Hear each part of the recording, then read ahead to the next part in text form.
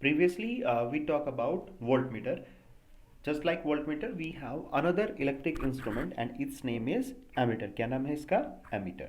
और एमीटर को ही हम एम्पियर मीटर भी बोलते हैं. और एम्पियर मीटर इसलिए बोलते हैं कि भाई जो करंट की एसआई यूनिट होती है वो क्या होती है? एम्पियर. तो एन एमीटर और ampere meter is a measuring instrument used to measure the current. देखो कई बच्चे गलती से क्या लिख देंगे? कैलकुलेट. तो कैलकुलेट नहीं होता, मेजर होता है. Is use to measure the current in a circuit. Electric currents are measured in ampere, hence the name instrument used to measure. क्या किया आपने? करंट का मेजर करने के लिए एम्पियर का यूज करते हैं, इसलिए इसको नाम एम्पियर मीटर भी दे दिया. जो स्मॉलर यूनिट्स हैं करंट की, मान लो अगर छोटी वैल्यू की करंट है तो वो आपकी माइक्रो रेंज में हो सकते हैं, जिसको हम ऐसे भी दिखाते हैं म्यू. इसको क्या बोलते हैं? म्यू. और दूसरा यह है मिली एम्पियर. मिली एम्पियर को हम लिखेंगे एम ए, इस तरीके से. ठीक है, तो ये मिली एम्पियर हो गया. और आपका माइक्रो एम्पियर यहाँ पे ऐसे लिख सकते हैं आप उसको नाम. अब देखिए, वोल्ट मीटर को आप कनेक्ट करते थे किसमें? पैरेलल में. ये बात आपको याद होगी कि वोल्ट मीटर जो था हमारे पास, वोल्ट मीटर को हम कनेक्ट करते थे पैरेलल में.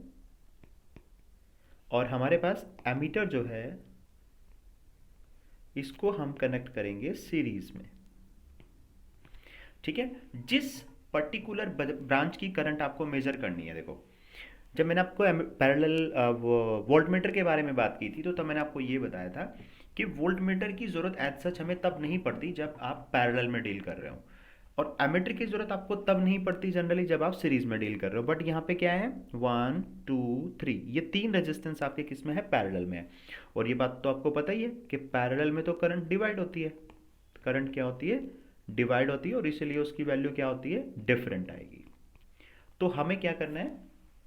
वो करंट मेजर करनी है. सपोज करो यहाँ पे R3 की करंट हम मेजर कर रहे हैं, तो R3 के सीरीज में हम क्या लगा देंगे?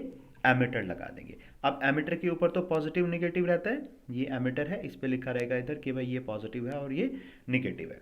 अब देखो, जिस ब्रांच में करंट निकालनी है आपको, तो एमीटर के आप क्या करो? बैटरी का पॉजिटिव टर्मिनल इधर है, बैटरी का पॉजिटिव टर्मिनल है तो ये भी पॉजिटिव हो गया, ये पॉजिटिव है तो फिर ये भी पॉजिटिव हो गया.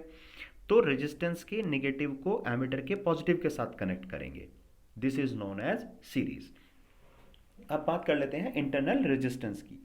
वोल्टमीटर का जो इंटरनल रेजिस्टेंस था, अब हम यहाँ पे सॉरी एमीटर की बात कर रहे हैं. Ammeter should be as low, ये क्या है? लो है ये. As low as possible. Voltmeter का था जितना ज़्यादा हो उतना अच्छा है. एमीटर का है जितना छोटा हो रेजिस्टेंस, जितना कम हो उतना अच्छा है. Ideal value of internal resistance of ammeter should be zero. Voltmeter की आइडियल वैल्यू इनफाइनाइट और एमीटर की आइडियल वैल्यू जीरो.